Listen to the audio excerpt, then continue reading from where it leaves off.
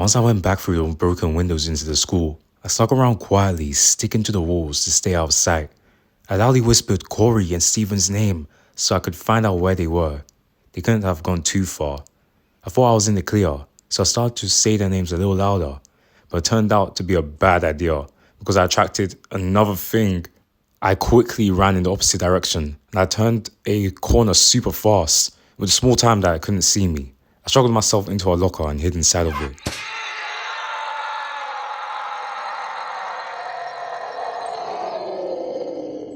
I couldn't really see well through the locker, and it didn't help that the hallway was almost pitch black. I heard the creature scatter slowly down the hallway, but even after a while, I couldn't tell if it was completely gone or not. I stayed in the cramped locker for what felt like forever. I stayed in there for a while, just to make sure it was finally gone. Once I thought the coast was clear, I climbed out of it. When I got out of the locker, I started to smell something really horrid. It took me a minute, but I finally realized that all the other lockers were filled with dead people. I didn't want to be there any longer, so I made my way towards the gym. When I made it to the gym, I found a long trail of blood. I was guessing that it was when that big monster took Roderick and his friend Drew. If that trail of blood leads to Roderick and Drew, then that's most likely where I could find both Steven and Corey. So I followed the blood down the school hallways until it led to the doorway to the staircase that leads downstairs into the basement. Right before I took my first step down the stairs, I'd gotten another image in my head. Don't continue. It initially stalled me a bit, but I tried to brush it off and continue. I completely forgot to call out Steven and Corey's names because of how scared I was, but it didn't matter anyway because I found them down there. Greg, you came back. I actually apologized to them, which surprised even me. It was probably the first time I've apologized to people in my whole life. I told them that I'll actually help them look for and save Roderick and Drew, and they seemed happy about it. Steven told me they got distracted by some of the boxes that were laying around in the basement, and they found a few packs of walkie-talkies. They gave me one of the walkie-talkies, and I can't believe it. It was the same brand as the ladybug telephone. I asked Corey how I used the thing, but he was too distracted with the other button it included. If you press this button, you can talk to Larry the Ladybug. Howdy, I'm Larry the Ladybug. Want to be my best friend? Yeah! I was starting to regret coming back to them. After he actually showed me how it worked the right way, we continued walking down the dark and cold hallways of the unfamiliar basement.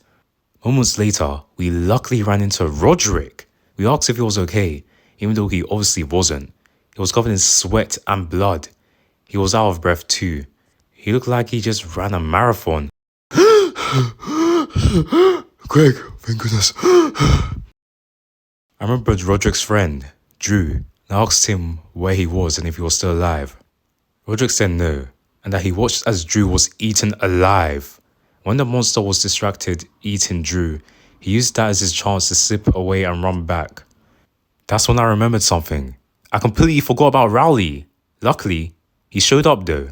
Hey guys, I'm glad you're all alright. What a crazy day, am I right? I knew something was off about Rowley though. He wouldn't really be this cheerful in this situation. So I asked him about it. Rowley started smiling even wider. That's when his face started to melt. I realized it was not Rowley. We frantically ran as fast as we could to get away from the thing. But since none of us used the basement of the school, we all got split up from each other. Well, not completely split up. I was stuck with Roderick, so I assumed Corey was with Steven. Roderick and I hid behind a few boxes. I'm pretty sure the monster followed Steven's group, and not us. I feel bad, but at least I was safe. We actually heard the monsters roar from far away, so my assumption was right. But I realized something. The monster that took Roderick and Drew looked different from the monster that we just saw. That's when I figured out that the monster was actually a shapeshifter. I was about to give up on Steven's group, but Steven actually started talking to me through the walkie-talkie. Greg, we're still alive. I asked him where they were, and he said that they found the boiler room. They explained to me their plan to lure the monster in there and then pour gasoline onto it to light on fire. I told them that they can't do that. It's a death wish, but they turned off the walkie-talkie anyway. I couldn't let Corey and Steven just die, so I started running towards where the boiler room was, and Roderick followed behind me. But before we even got to the boiler room, we ran into Corey almost immediately. I asked him where Steven was, and he told us that the monster ate Steven. Before he could continue, the monster caught up to us. Guys, run! The monster started eating Corey, and I shakily pointed my flashlight at it. Something happened that I didn't expect. The monster screeched in pain when I pointed my flashlight at it. It drops the remains of Corey's body, so Roderick and I used this opportunity to run away. Roderick and I ran into the bathrooms and hid in one of the bathroom stalls. I told Roderick that I figured out everything. The monsters got rid of the sun because light is their weakness. So inside the store, we came up with a plan. At the end of the hallway, there's a generator in the wall. We will go through it and pull the lever, turn on the lights and kill the monster. Roderick and I started to sneak out of the hallway, but we didn't go too far because the ladybug walkie-talkie started to make noise.